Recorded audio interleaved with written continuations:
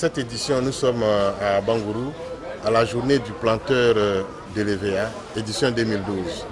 À cet effet, nous avons rencontré Mme Kra, épouse Cissé. Elle est présidente de l'Association nationale des agricultrices d'EVA. Elle nous parle de sa structure et de sa participation à cette rencontre qui a réuni beaucoup de planteurs d'EVA qui sont même venus des pays limitrophes, notamment du Ghana. Anna existe depuis 2006.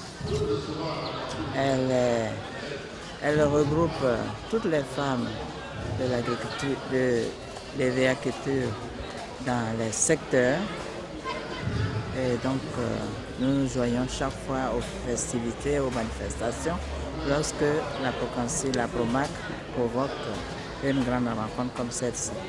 Nous pouvons avoir, après le recensement qu'a fait le BNET, ordonné par le FIRCA, nous étions au nombre de 2000 femmes.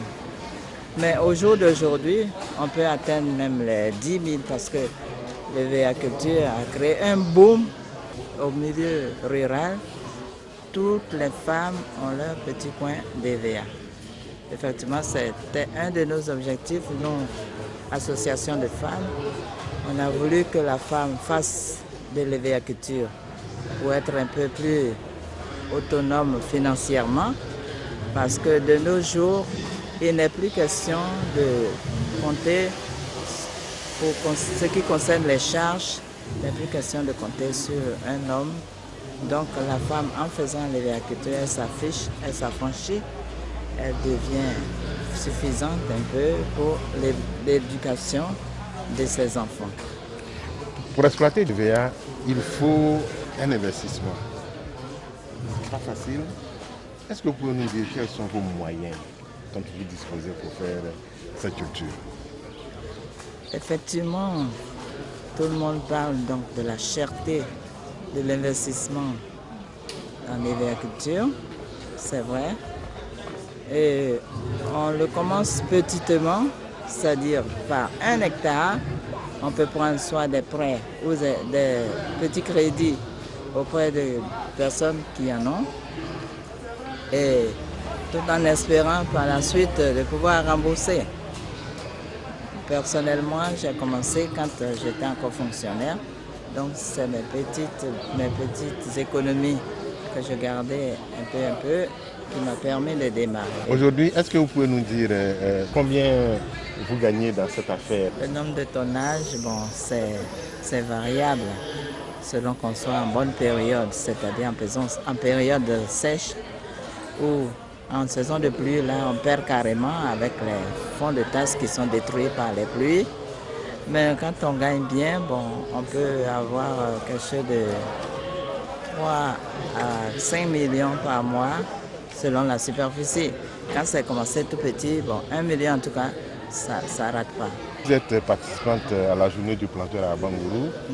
Qu'est-ce que vous pensez de cette rencontre? Cette rencontre, nous la souhaitons chaque année.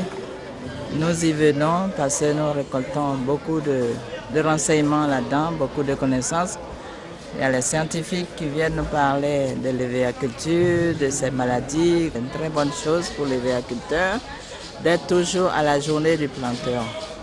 Et nous souhaitons que tous les planteurs, s'ils le peuvent, qu'ils s'y rendent. À vos sœurs ivoiriennes et même de la sous-région, quel conseil avez-vous à leur donner? Nos sœurs ivoiriennes ou de la sous-région, si elles ont de la matière première, le terrain, la terre, la forêt, surtout une zone pluviométrique, de pluviométrie abondante, si elles le peuvent, ben, nous les encourageons toujours à s'engager. Personnellement, j'ai beaucoup encouragé des femmes que je rencontre. Je leur ai toujours demandé de faire l'effort, de se faire une petite portion d'EVA-culture. Ça leur permettra d'aider à l'éducation de leurs enfants, à aider le foyer. La journée du planteur a permis de noter les bienfaits de l'EVA-culture. Même si dans les villages de Bétier et de Niablé dans la région d'Abangourou, elle pose un problème, celui du manque de terres cultivables propices à la nourriture des populations.